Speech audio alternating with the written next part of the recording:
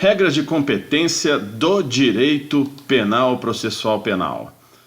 Da competência pelo lugar da infração. Justamente, em regra, a competência será determinada pelo lugar em que se consumar a infração, sendo que no caso de tentativa, pelo lugar em que for praticado o último ato da execução.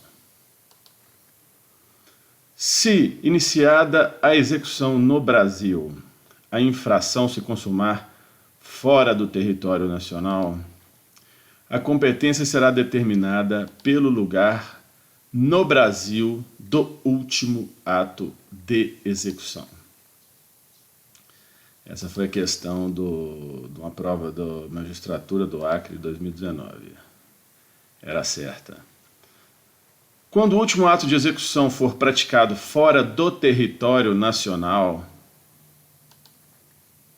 será competente o juiz do lugar em que o crime, embora parcialmente, nesse caso, o crime não foi totalmente consumado aqui no Brasil, apenas parcialmente, tenha produzido ou devia produzir seu resultado. Então, nesse caso, justamente,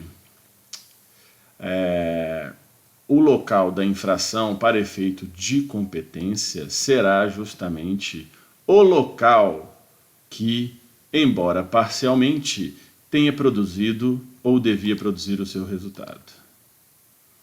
Quando tem limites territoriais em tela, ou seja, o crime, a infração seja praticada em duas ou mais jurisdições, prevalece a prevenção, ou seja, onde for instaurado em primeira mão o procedimento judicial. Tratando-se de infração continuada ou permanente, praticada em território de duas ou mais jurisdições, aqui já ocorre, por exemplo, em território 1 e depois em território 2 são praticados crimes de natureza continuada. Contextualizando, na hipótese, praticou um crime em Minas, depois o agente praticou outro crime em Goiás, caracterizado como crime continuado, ou seja, um serial killer, por exemplo, a competência firmar-se-á pela prevenção, ou seja, se já existir interpelação judicial em inquérito instaurado em Minas, tem que ter manifestação do juízo, né? Então, o juízo competente firmar-se-á pela prevenção. Bom, a segunda regra, justamente, é da competência pelo domicílio ou residência do réu. Então, a regra é o local da infração. Todavia, não sendo conhecido o lugar da infração, a competência regular-se-á pelo domicílio ou residência do réu. Tá aí a residência do réu, se não for conhecido o local da infração.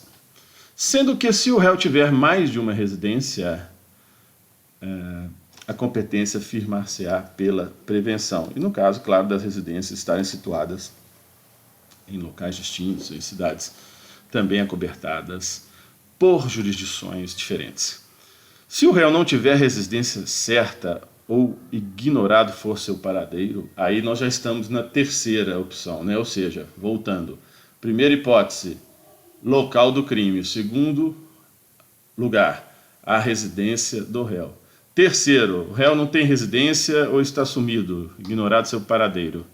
Será competente o juiz que primeiro tomar conhecimento do fato. Então fiquem abertos aí onde ocorrer a prevenção. Eu vou destacar a excepcionalidade da regra do domicílio do réu, quando, nos casos de exclusivação privada, ou seja, são ações que não são incondicionadas, dependem da manifestação em sede de legitimidade ativa da vítima, não é?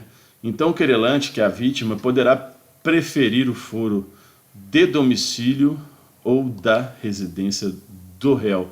ainda quando conhecido o lugar da infração, ou seja, está excepcionando justamente a regra geral, que é que, em primeiro lugar, a competência na esfera do direito penal processual penal, né, se consolidará no local da infração. Porém, em ação privada, a critério do querelante, da vítima, ele pode optar pelo foro de domicílio ou da residência do réu, sendo de livre escolha do mesmo. Da competência pela natureza da infração. Então, a competência pela natureza da infração será regulada pelas leis de organização judiciária, salvo a competência privativa do tribunal do júri. Então, a competência privativa do tribunal do júri, ela é blindada. Então, só rememorando, cabe ao júri a apreciação de crimes consumados ou tentados, dolosos contra a vida, inclusive tentados. Então, só dando uma repassada aqui, é o homicídio simples, também aqui o caso do homicídio privilegiado, homicídio qualificado, todos vão para o júri, né, paga, promessa ou recompensa, motivo fútil, emprego de veneno, fogo explosivo, asfixia ou tortura, ou outro meio insidioso ou cruel, de que possa resultar perigo comum, a traição emboscada, forma dissimulada, tudo vai para o júri, para assegurar a execução, ocultação, impunidade ou vantagem de outro crime. Isso foi outra pergunta de concurso da magistratura, falou que ia para o júri quando o crime, a contravenção fosse para assegurar a impunidade de outro crime. Então, isso substituiu o crime por contravenção, né? No caso, a impunidade é vantagem de outra contravenção, foi essa a questão. Olha o detalhe aí que o candidato tem que ficar atento, né? Então, feminicídio também vai para o júri, que é justamente contra também a mulher por questão de gênero, condição de estar no sexo, situada assim, ser do sexo feminino. Então, da violência doméstica e familiar, conforme a Lei Maria da Penha, menosprezo ou discriminação à condição de mulher. Inclusive tem no canal aí disponíveis os arquivos em PDF e mediante uma singela contribuição, para quem quiser ajudar, desde já, olha aí na guia dos comentários. Continuando, contra a autoridade também dos órgãos integrantes do sistema prisional e da Força Nacional, incluindo os cônjuges, companheiros ou parentes, até terceiro grau, vai para o júri. Então, continuando, se iniciado o processo perante um juiz, houver desclassificação, aspecto importantíssimo da infração da competência de outra, a esse será remetido o processo, salvo se mais graduada for a jurisdição do primeiro, que tal caso terá sua competência prorrogada. Se o juiz da pronúncia, juiz singular, desclassificar a infração para outra atribuída à competência de juiz singular, acontecerá a inquirição de testemunhas, não é? Mas, se a desclassificação for feita pelo próprio tribunal do júri, ou seja, não for feita pelo juiz da instrução, o juiz que vai preceder a instauração do procedimento no júri, o juiz singular, o seu presidente irá proferir a sentença, presidente do tribunal do júri. Então, desclassificou, está seta para baixo pelo tribunal do júri, o próprio presidente do tribunal do júri vai definir. Da competência por distribuição. A precedência da distribuição fixará a competência quando, na mesma circunscrição judiciária, houver mais de um juiz igualmente competente. Ou seja, não há incompetência de juízo algum nesse caso, justamente por distribuição. Todos aqueles juízos são competentes. Então, para se definir e fixar a competência, será considerado justamente a precedência da distribuição do processo em juízos igualmente competentes da mesma circunscrição judiciária. Da competência por conexão ou continência. A competência será determinada pela conexão, se, ocorrendo duas ou mais infrações, estão aí as duas infrações, houveram sido praticados ao mesmo tempo por várias pessoas reunidas ou por várias pessoas em concurso, ou seja, todas fizeram ao mesmo tempo ou cada uma teve a sua participação. Embora diverso tempo e o lugar ou por várias pessoas, uma com as outras. Então, aí em tempos diferentes. Apenas define a ocorrência, quer dizer, o critério da competência por conexão. As regras estão a seguir, nós vamos ver no próximo capítulo. A distribuição realizada para o efeito da concessão de fiança ou da decretação de prisão preventiva ou de qualquer diligência anterior à denúncia ou queixa prevenirá a ação penal. Ou seja, se algum juízo já conhecer algum fato advindo após a distribuição para o efeito de concessão de fiança ou da decretação de prisão preventiva ou de qualquer diligência, já está fixada a prevenção da ação penal, ou seja, esse mesmo juízo apreciará, no caso de admitida ação penal, para instruir e julgar o processo na esfera do primeiro grau, até sentençar.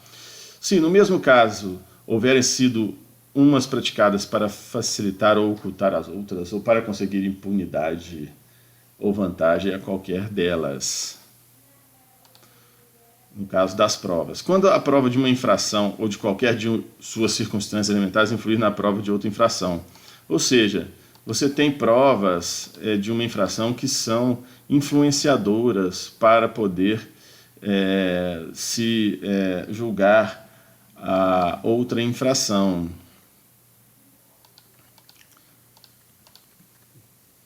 A competência será determinada pela continência quando duas ou mais pessoas forem acusadas pela mesma infração.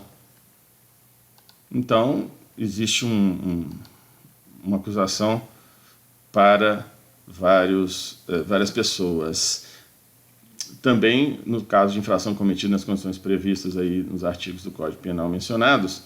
E agora vamos para as regras gerais, competência por conexão ou competência. Aí já são as regras. Na determinação da competência por conexão ou continência serão observadas as seguintes regras. No concurso entre a competência do júri e de outro órgão da jurisdição comum, prevalecerá a competência do júri. Já falado, a questão do júri é imutável no tocante à sua competência. No concurso de jurisdições da mesma categoria, preponderará o lugar da infração a qual for combinada a pena mais grave. Prevalecerá do lugar que houver ocorrido o maior número de infrações se as respectivas penas forem de igual gravidade. Ou seja, se tiver uma pena mais grave que a outra no tocante a jurisdições da mesma categoria, então, em primeiro lugar, observe-se a pena mais grave fará o juízo competente. Se todas as penas tiverem e possuírem o mesmo nível de gravidade, então ocorrerá a prevenção ou a definição da competência do juízo naquele local, naquela jurisdição na qual for praticado o maior número de infrações, justamente na hipótese de todas as infrações forem de mesma gravidade. No concurso de jurisdições de diversas categorias, predominará a de maior graduação. Então, no inciso anterior, nós falamos de mesmas categorias. No de diversas categorias, o de maior graduação. No concurso entre a jurisdição comum e especial, prevalecerá essa. Nós estamos falando regras gerais para a competência por conexão ou competência. A conexão e a continência. Conexão e continência. A conexão e a continência importarão unidade de processo de julgamento, salvo no concurso entre a jurisdição comum e militar. Não haverá conexão ou continência, cada um julga o seu crime. No concurso entre a jurisdição comum e do juízo de menores, preponderará o mais especializado, qual seja o juízo de menores, isso também é regra. Cessará em qualquer caso a unidade do processo, ou seja, a conexão ou continência, se em relação a algum corréu ocorrer doença mental superveniente à infração. A unidade do processo não importará a do julgamento, se houver corréu foragido que não possa ser julgado à revelia. Ou seja, se existir foragido, a unidade do julgamento fica prejudicada, tendo então a possibilidade de serem desvencilhados, desconectados os processos. Também, coloquei em amarelo para destacar, será facultativa a separação dos processos? Quantas infrações tiverem sido praticadas em circunstâncias de tempo ou de lugares diferentes? Ou quando, pelo excessivo número de acusados e para não lhes prorrogar ou prolongar a prisão provisória por outro motivo relevante, o juiz reputar conveniente a separação. Ou seja, nessa esfera foi concedido pelo legislador amplos poderes ao magistrado de primeiro grau. Em caso de entender que existe motivo relevante, ele pode separar os processos, desde que, na hipótese aqui, se encontre situado a infração praticada ou praticadas em circunstâncias de tempo ou de lugar diferentes, ou tiver muita gente sendo acusada e prejudicar o andamento processual, isso aí tem muito a ver com a celeridade, a eficácia da prestação jurisdicional por parte do Estado, que é um princípio hoje que está muito em tela, haja vista a necessidade do judiciário dar vazão à cavalar demanda de processos que existe hoje no nosso país.